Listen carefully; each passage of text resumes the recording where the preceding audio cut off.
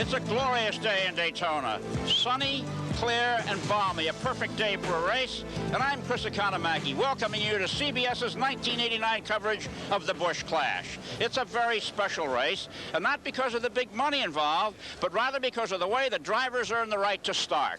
All last year, at every race, and those alone on the track qualifying runs, one man was fastest, winner of the pole position. And today, all of those men are here, 13 strong, to find out just who is the fastest of the fast.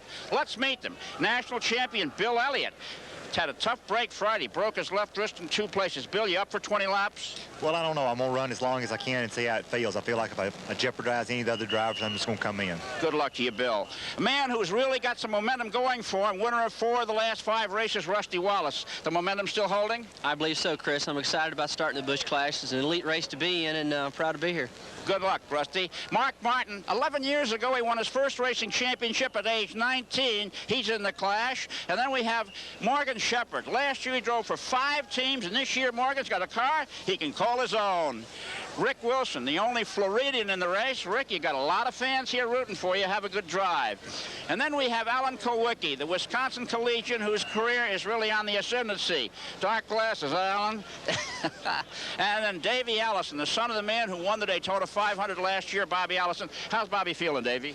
Well, he's coming along real good, Chris, and he's up there watching us on TV today and got his fingers crossed for us. Well, that's good. Good to see you, Davey. And then we have Rick Mast, the man who got lucky. Rick, a little bit strange for you up here. You ready for it? Chris, I knocked 4 cars off the road coming to the racetrack this morning. I'm in the right frame of mind for this race. There you go. And here's a man, a familiar name, but not really a familiar face. Jeff Bodine, you in the cough drop business now? No, Bodine brother, not Smith brothers. I'm a Bodine brother, Chris. You're getting old. Okay, there you go. It's fun. And here's Terry Labonte, a former winner of the Clash, but this year in a Ford, drove a Chevy before. Like the car? Sure do. It's running good. Okay, have a good one, Terry.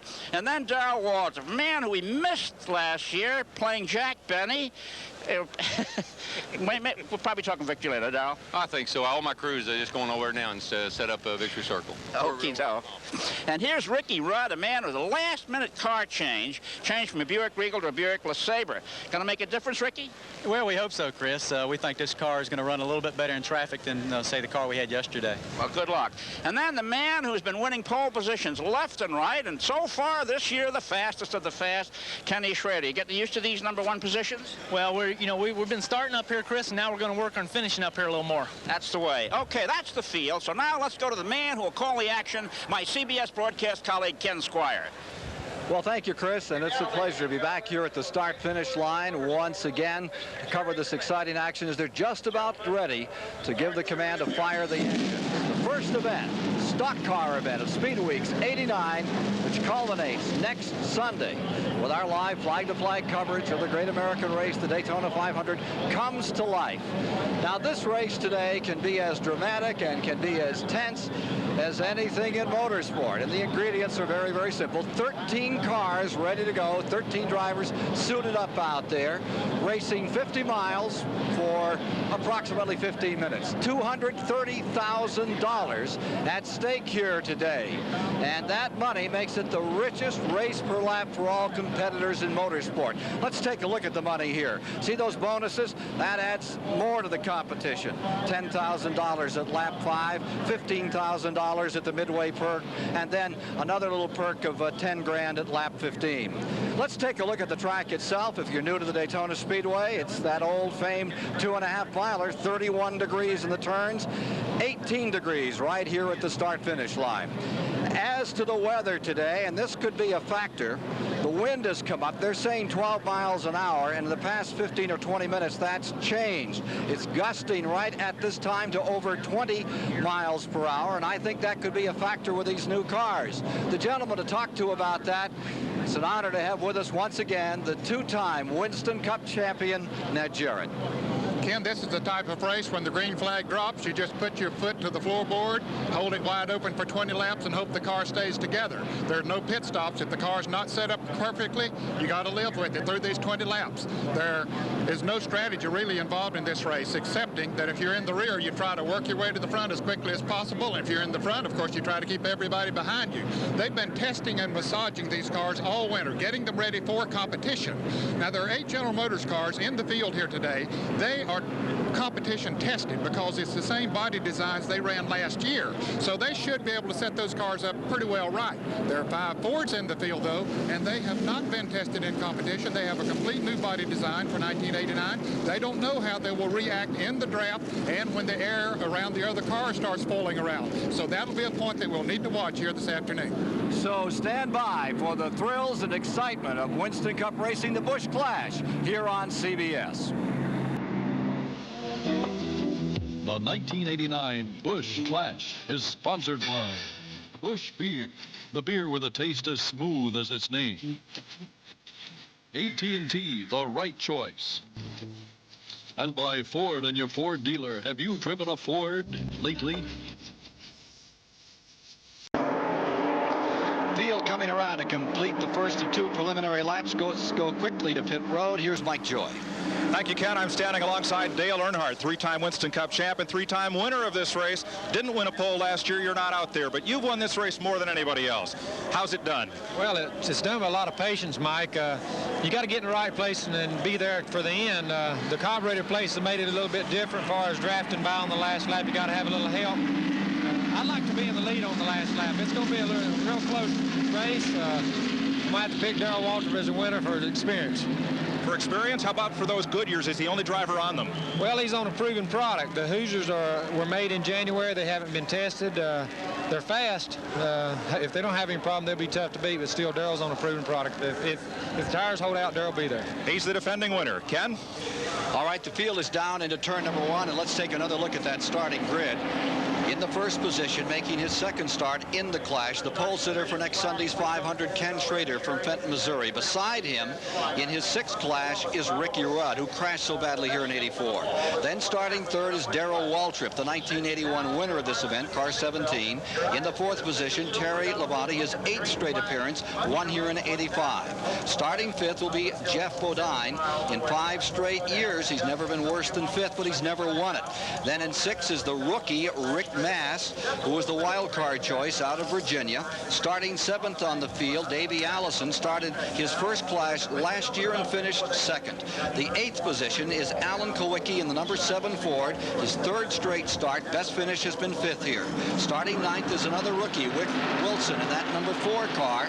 And in 10th is Morgan Shepherd, his 4th time in the clash. 11th is Mark Martin, making his 2nd appearance. That's with the car number 6 Ford, the Roush Ford. And then in 12th is car number 27, Rusty Wallace, his 4th straight start in the clash, and yet to make a real impression. And out back is the guy who won it in '87, driving with badly bruised ribs, a broken wrist. Ready for a start, Bill Elliott from the shotgun spot. And Ken, these starting positions were determined by a draw on Thursday here. They did not make a lap around the track in qualifying as they normally do. We're about ready to start. A lady to drop the flag today, Helena Roberson, over 13 cars. It's 20 laps, 50 miles underway. First, wheel-to-wheel stock car action of Speed Weeks '89. Going to turn 1. Now watch the cars in 1, 3, and 5, all from the Hendrick Racing stable. Skipping down into that first turn goes Schrader. And it's expected that his teammates will lock up Waltrip and Bodine behind him. Terry Labonte slips in there into the 3rd spot, moving Bodine back to 4th. A lot of people said those 3 Hendrick cars would make a run up in front and then decide it between themselves. Out of the back, you're watching car number 27 trying to make his move around Alan Kowicki. Already jumping by 2 cars is the number 27 of Rusty Wallace in the Pontiac. 5 Ford starting the race. One thing these cars in the back don't want to let the front pack get away from them if they can possibly help it, Ken, because they are now almost out out of the draft of that front 5 cars. 5 Fords, 4 Chevrolets, a Pontiac, an Olds, and a Buick competing here today. Largest contingent of Fords ever in the Busch Clash. And one of them now in third, number 11, Labonte.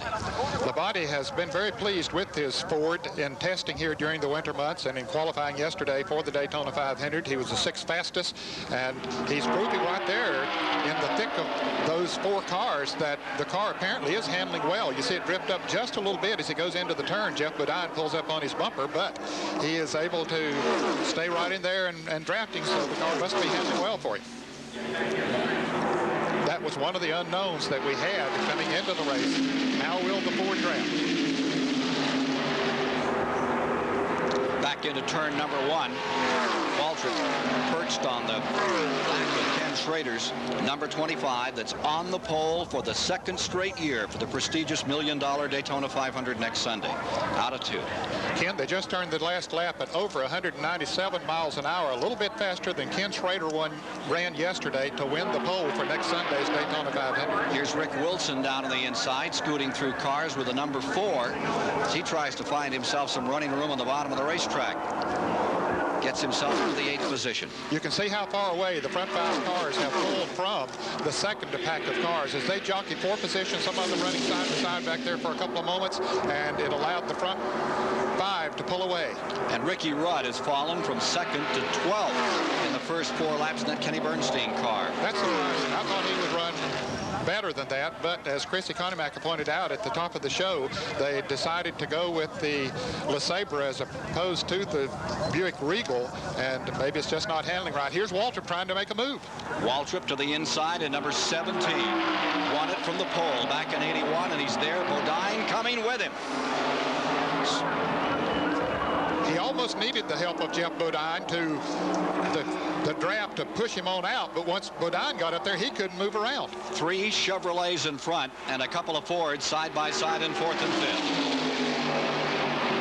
194 mile per hour average. Remember, the fastest Busch Clash ever was an average speed of 197 miles per hour. Now that last lap, Ken, was slower than the ones they'd run before because of the pass that was made. Here's Waltrip out in front. He has led in 6 Busch Clashes. He has been in every one of them but 1.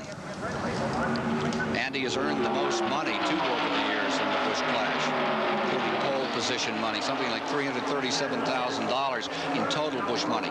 Now to the inside, here is Bodine in the 5, and this cluster of cars will slow them down and give an advantage to the cars running single file a little further back, trying to make their way back up in there, led by Morgan Shepherd in the number 75. Now Jeff Bodine did have the help of Davey Allison running behind him, but now Davey has decided to go with the number 3 and is going to put Bodine sort of in a position there. Now they're running side by side, but they were about to all draft past him. Davey Allison, who started 9th in his first performance just 1 year ago and came home 2nd in this race. Now there you see the number 75, the Morgan Shepherd car, currently shown as 6.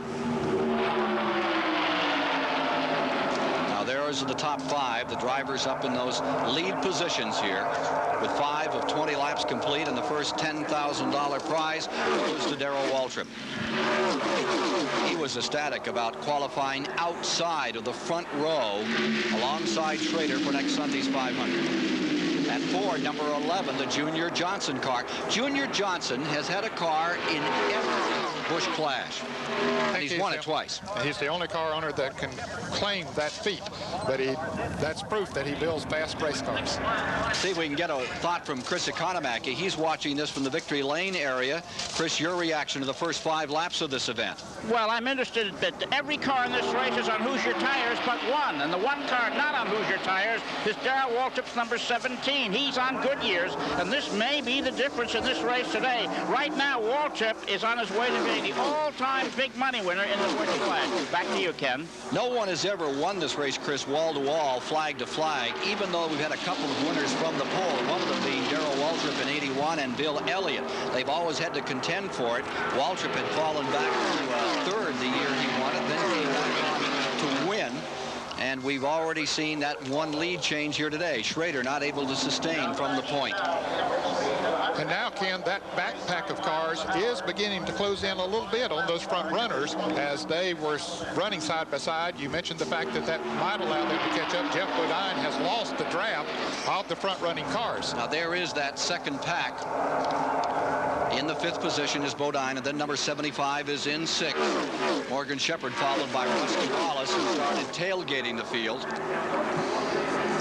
with Bill Elliott. I'm a little surprised that Bill Elliott has stayed out there that long. Having to drive with just one hand, he's still running in the 13th position where he started the race, not taking any chances, but he did demolish the originally planned to run in the Busch Clash. So the car that he's racing here today is the one that he'll run in the Daytona 500. It's the only other one that he has left down here, so he has to be very careful with it.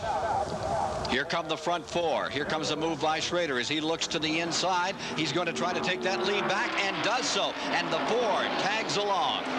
Chevrolet first, number 11, Ford Thunderbird of Junior Johnson. And here comes Davey Allison to the inside. Waltrip's car really went high in the turn, Ken. I'm not sure if he had a problem or if he just slipped a little bit and they took advantage of it. And the second cluster of cars continues to close in on that lead pack as they come through the tri-oval.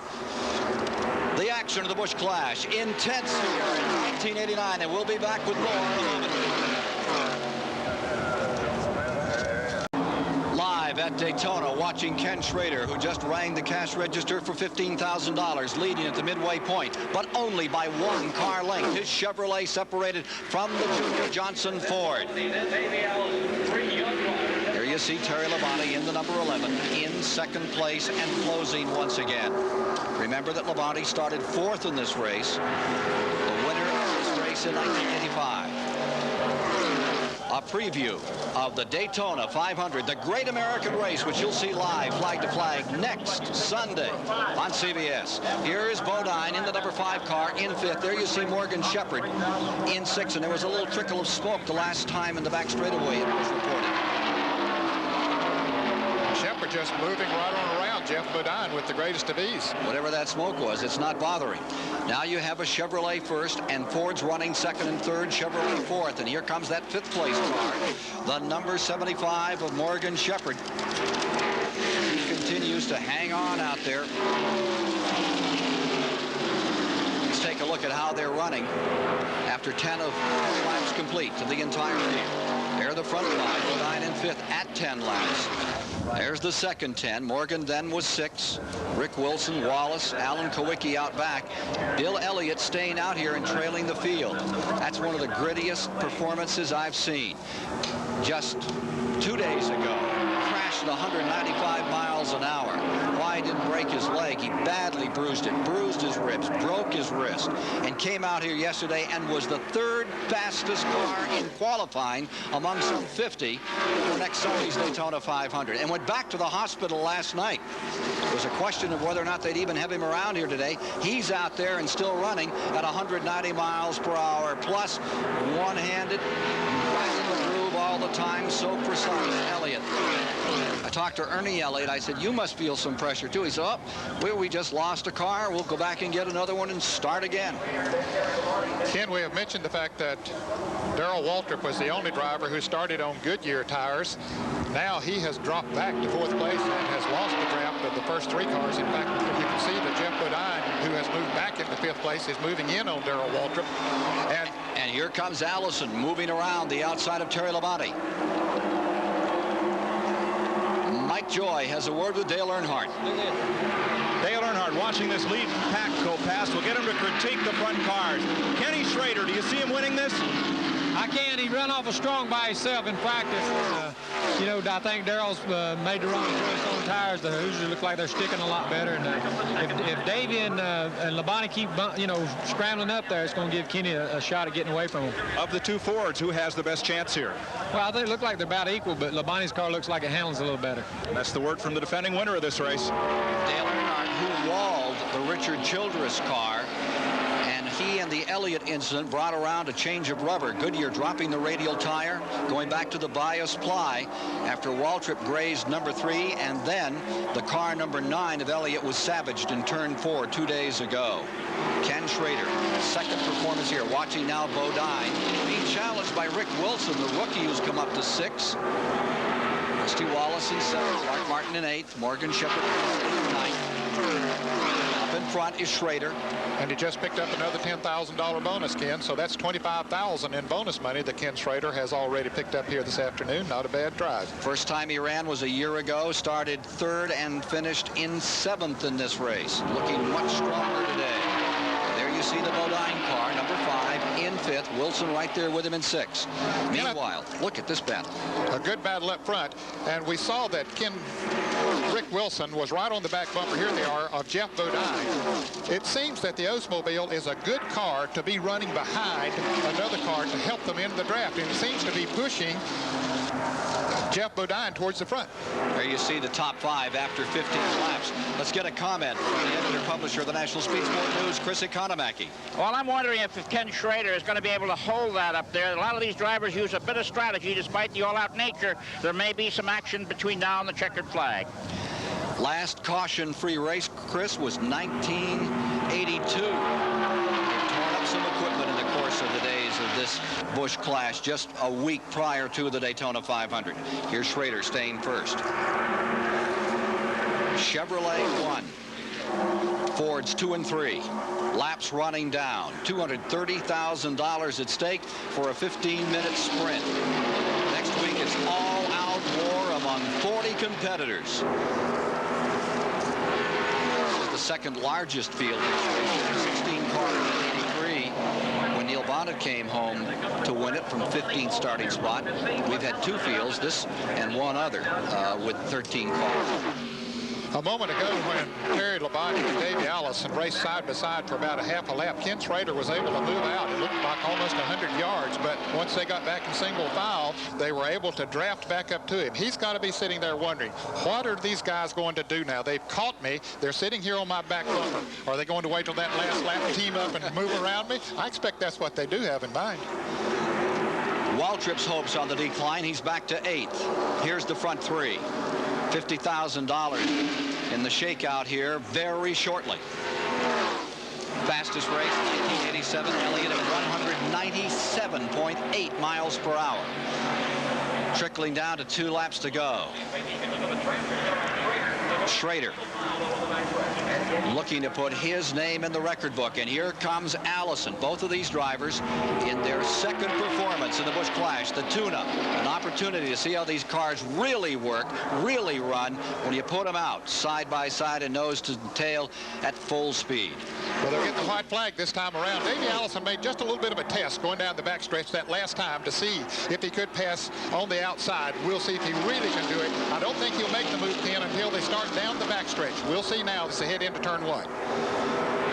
Okay, the dollars are down. This is it to decide the Busch Clash 1989, and you're watching Ken Schrader from Fenton, Missouri, Alabama's Allison, and Texas Terry Labonte scrap it out here this afternoon. Will the famous Cale Yarborough slingshot work on the last lap? He needs to make the move pretty quickly. Schrader throwing a bit of a block midway down that back straightaway, now eases into 3. Here they come. Harold Kinder has checkers in hand, ready to decide the Busch Clash 89. 3 competitors are up there, out of 4 and down to the line. To the inside comes Allison. Schrader holding on. Here they come at the stripe. Kenny Schrader out of Missouri makes it 2 perfect days on the pole yesterday. For the Daytona 500, he comes back and wins the Busch Clash this afternoon. How's that? The 2 Fords just simply couldn't muscle enough power to grab past it. They just couldn't make a real run at him. Engine builder Randy Dorton for car number 25, car owner Rick Hendrick and his dad, Papa Joe Hendrick. And they've had a perfect start to Speed Weeks 89 at Daytona. They're on the pole for the $1 million Daytona 500 next Sunday. And they've just beaten 12 other very top runners here today in the Busch Clash. Slowing down, he'll be in victory lane to meet Chris Economaki in just a moment. And now outstanding effort by Hendrick Racing, placing cars first, third, and fifth as they started, and coming back to win it here. We'll meet Ken Schrader in a moment. At the World Center of Speed, we've seen plenty of it just now, averaging 192.926 miles per hour. Ken Schrader comes home victorious today here in the Busch Clash. Here's the finish one more time as they came to the line. The Ford of Davey Allison tried to make a move on the inside, but he just simply couldn't muscle enough power to do it, and Ken Schrader came home the winner. Ford in second and third. Chevrolet wins it. And let's now join with the winner, who's standing by in victory lane, an excited Ken Schrader, who's pulled off a great victory here today. Here's Chris. And here are the winners, Ken Schrader and his lovely wife Ann. Ken, we watched it on the tube. Was that a pass of Darrell Walter planned, or did you grab it because you saw the opportunity at the moment? Chris, I was asking the crew what they want me to do, but it seemed like Darrell was slowing down a little bit. I know that Davey and Labonte were right on me, and I just thought that I need to get around Darrell, otherwise I was going to wind up being in fourth. Kenny, every driver in the race is in their first race of the year. Now, you've been running midgets, sprint cars, super modifieds. How many times have you raced since January 1st? This is only like our fifth race, but we managed to get another 4 in them months while everybody was sitting in, about 10 testing days, Chris. Okay, Andy, we watched you watching there. What were you thinking of when this thing was going on? The money? Well, we did remind him of the money laps, but I think we just wanted to have a good, safe race and have a good finish, and the guys did great. We had a good one. Well, you're a nurse. What kind of heartbeat and pulse rate does he have after one like this? Actually, he's fairly calm. He's worse by beforehand. Okay. How close to the wall did you come? It looked like he may have touched it. I don't really know, Chris. When Jeff got up beside me, the cars got moving around a little bit. I thought I might have grazed her one time, but, I knew if I gave up that position, I was in big trouble. So, we just held our ground and hoped for it. Okay, you're on Hoosiers. What did you learn today that might help you next Sunday in the 500? Well, I learned it, it's going to be a strategy game like it's been the last races with the restrictor plate, because you just can't pull out and pass anytime you want. Our car was a little too tight, so we think we got some speed left. So in other words, you've got to really gauge what the car can do for you with its restrictor plates, huh? Dictates how you drive, I gather. It really does, for sure. It's so hard to pass. All the cars are evenly matched. Okie doke, fine. That's it from Victory Land. We'll be back for an overview on the Busch Clash after these important messages. At the Busch Clash, here is the complete order of finish in this 20-lap, 50-mile, $230,000 race. The richest day ever for Ken Schrader comes in just a little over 15 minutes, with Davey Allison for the second straight year coming home in second place. And here you see the rest of the field as they came across the line. Non-stop, good run, 192-mile-an-hour average, and that's faster than the old mark with the carburetor plate, 191.489 from a year ago, but nowhere near the 197 that was established by Bill Elliott. With an overview on what we've seen, here's Chris Economaki. Well, the commotion is going on in Victory Land here, but the significance of Ken Schrader's win today has not really settled in. Between now and next Sunday, when the Daytona 500 is flagged off, Ken Schrader alone will be a driver free of pressure. He qualified fastest yesterday to win the pole position, and now he's won the Busch Clash. And if you notice, every single car here on the grounds in the Busch Clash has a corporate name on the side. Those PR people, those advertising men, corporation executives are here wondering why their car isn't here. And the pressure begins on all the other men, crew chiefs, mechanics, as to why their car isn't up here. It's going to be a tough week for everybody at Daytona Beach, Florida, except for Ken Schrader. Back to you, Ken. Chris, I think the story is these Chevrolets, the old reliables, have done it again. And Ned Jarrett, your reaction to that? The Chevrolets have performed really dramatically since NASCAR put the restrictor plates on the cars a year ago here to slow them down a little bit. The body design of those cars just seem to work well with the 100 horsepower less that is taken away when they put the restrictor plates on them.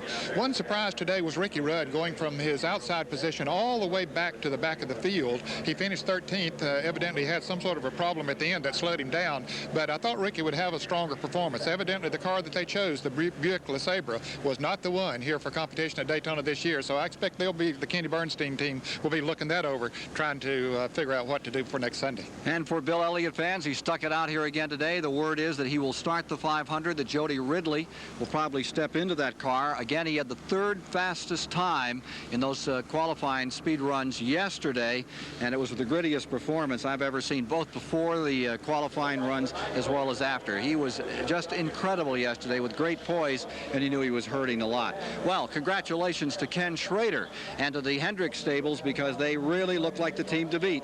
It's interesting, Ken, that it seems like every year that some driver is on a roll when they come to Daytona. Well, Kenny Schrader is certainly on a roll now. He'll be on the pole for the Daytona 500 and already $75,000 in his pocket as a result of winning today's race. And we'll see it next Sunday, full flag-to-flag coverage here on CBS.